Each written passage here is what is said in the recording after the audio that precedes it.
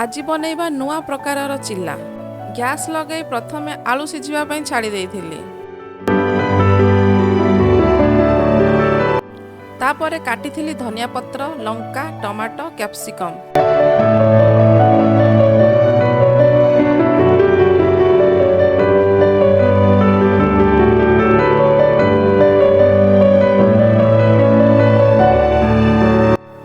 तापरे आलू चूड़ा बतरे थिबा चावल को नहीं ग्राइंड करथिली।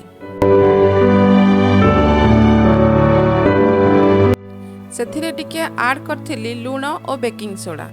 तापरे पकेइथिली काटिथिबा पनीपरिबा।